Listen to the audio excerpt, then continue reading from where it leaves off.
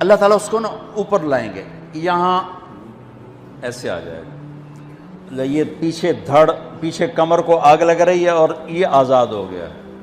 اب اللہ اسے دل لگی فرمائیں، اس کو ایک درجہ دکھائیں، کہے گا یا اللہ مجھے یہ نصیب فرما دے، میری کانڈ سڑ گئی ہے، مجھے وہاں پہنچا دے۔ تو اللہ تعالیٰ فرمائیں گے اگر میں نے وہاں پہنچایا پھر کوئی مانگے کہ نہیں، کچھ نہیں مانگتا، مانگتا ہی بہت۔ جب وہ پہنچے گا ابھی اس کا آخری مرتبہ آگے، تو اللہ ایک اور درجہ دکھا دے گا۔ جب اسے دیکھے گا تو انسان کی طبیعت میں لالچ تو ہے، رکتا تو ہے نہیں، تھوڑی دیر بعد کہے گا یا اللہ اے دے دے، تیری کڑی کمی۔ تو اللہ تعالیٰ کہیں گے پھر اور مانگے گا؟ نہیں، بالکل نہیں مانگتا۔ تو اللہ تعالیٰ وہاں پہنچا دے، پھر ایک اور دکھا دے گا، تھوڑی دیر تو صبر کرے گا، پھر کہے گا یا اللہ کوئی گل نہیں، اے دے دے، تیرے ان کا گھاٹا ہے، اور مانگے؟ نہیں، بالکل بالکل، تیری عزت کی قسم۔ اب اللہ اس کو اس کا اصلی درجہ دکھائے گا، لیکن اب یہ ڈر جائے گا کہ اتنی باری میں چکر بازی کی تھی، جو ہوں مانگیا تھا کہ نہیں واپس دے، ٹکٹ نہ لگے، لہٰذا وہ چپ ہو جائے گا، مانگے گا۔ اب اندر ہی اندر وہ ڈر رہا ہے، اور ادھر بے صبرا بھی ہو رہا ہے، آدمی پیدل ہو جاتا ہے، چل کوئی سائیکل ہی دے دے، میں سورا بھی دے دے، کوئی گل نہیں، چلاواں تو صحیح۔ جب سائیکل آتا ہے تو کوئی موٹر سائیکل گزرتا اللہ صحیح ہے، کوئی موٹر سائیکل دے دے، میں بھامے سزوکی ہوئے وہ تو دے۔ جب سزوکی موٹر سائیکل آ جاتا ہے پھر گاڑیوں دیکھتا ہے، کہتے ہیں کوئی موٹر ہی دے دے، بھامے سزوکی ہوئے۔ جب سزوکی آتی پھر آندہ یا اللہ ٹویوٹا دے دے، جب ٹویوٹا آتے یا اللہ لینڈ کروزر دے دے، مقدہ تک کدا ہی نہیں آتا حرص و حوث۔ اس لیے میرے نبی فرمایا قبر کی مٹی تیرے حوث کو بھرے گی۔ جب وہ چوتھا درجہ نظر آئے گا نا، جو اس کا اصل ٹھکانہ ہے، اب ڈرے گا کہ کہیں ریورس نہ ہو جاؤں۔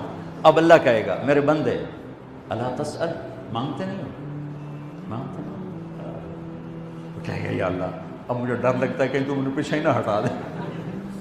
تو اللہ تعالیٰ فرمائیں گے اچھا یہ بتا، میں آپ کو بتا رہا تھا کہ لا الہ الا اللہ پاسپورٹ ہے، محمد الرسول اللہ ویزا ہے۔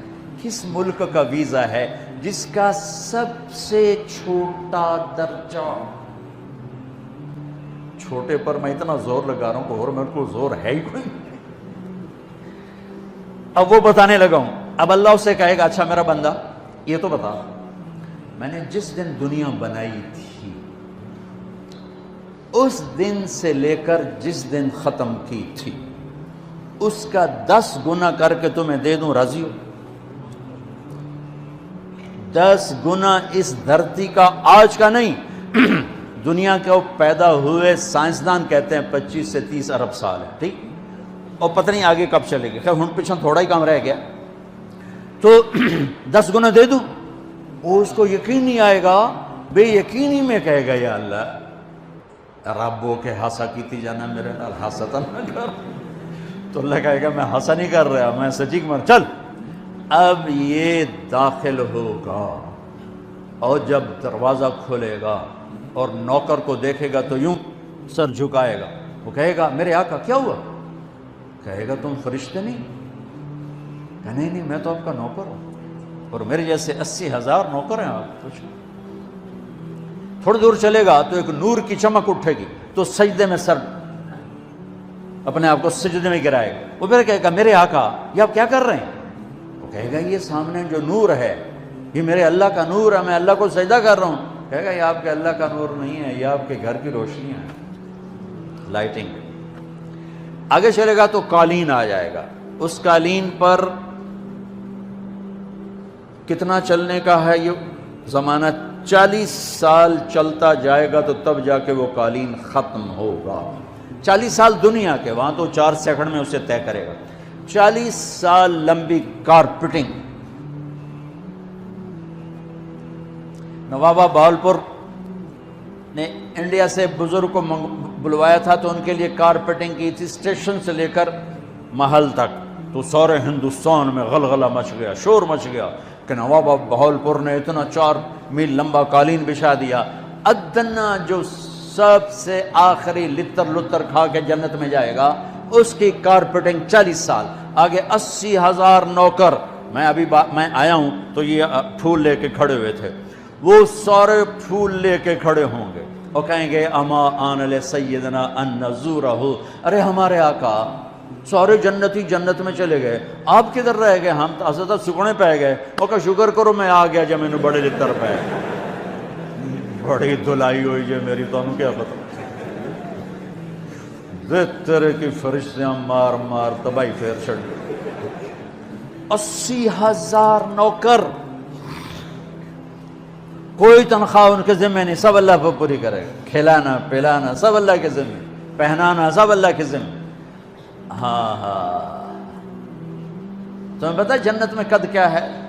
130 فٹ، 130 فٹ۔ آدم علیہ السلام کو اللہ نے 130 فٹ کی ہائٹ پہ بنایا تھا، ہماری اماں جان بھی 130 فٹ کی تھیں۔ یہ بات تو شاید آپ سب کو پتہ ہے کہ یوسف علیہ السلام دنیا میں سب سے خوبصورت مرد آئے۔ یہ بات شاید بہت سوں کو پتہ نہ ہو کہ اس کائنات کی سب سے خوبصورت عورت حضرت حوا ہے۔ حضرت حوا سب سے حسین عورت، وہ بھی 130 فٹ کی تھی۔ جب جنت میں جائیں گے تو اللہ کے فضل سے اس قد کے ساتھ نہیں جائیں گے، یہ تو قد ایڈا سارا ہے، اور جنت کی حور 130 فٹ، تم کے 5.5 فٹ تو وہ جج پا کے پندے ہوتے۔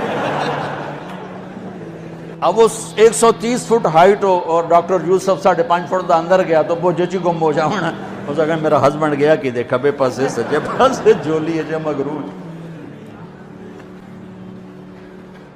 تو 80,000 نوکر کہیں گے کہاں رہ گئے؟ وہ کہے گا شکر کرو میں آ ہی گیا جائے۔ پھر جب یہ میدان میں اس کو بٹھائیں گے، 80,000، ایک ہاتھ میں برتن ایک ہاتھ میں پیالہ، 80,000 ڈرنکس اور 80,000 کھانے۔ یہ کھائے گا پخانا نہیں، پیے گا پیشاب نہیں، کھائے گا لذت میں کمی نہیں، پیے گا لذت میں کمی نہیں۔ کھانے کا نظام الگ ہے، پینے کا نظام الگ ہے۔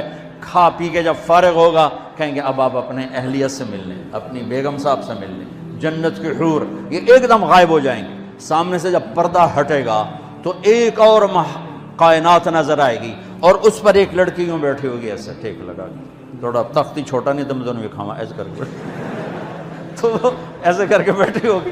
تو وہ جب اس پر نظر پڑے گی نا جنت کی لڑکی پر، تو اس کی آنکھیں ایسی پھٹی رہ جائیں گی، ایتھی رہ جائیں گی، اور دیکھتے جا رہا دیکھتے جا رہا، 40 سال بس ایسے ہی بیٹھا رہے گا۔